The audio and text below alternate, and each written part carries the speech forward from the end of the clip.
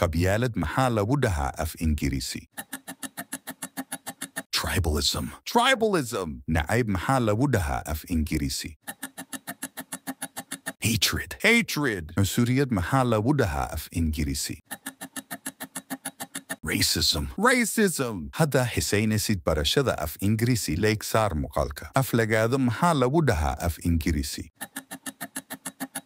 Insult. Insult. Dambaabid maxaa lagu dhahaa af Ingiriisi?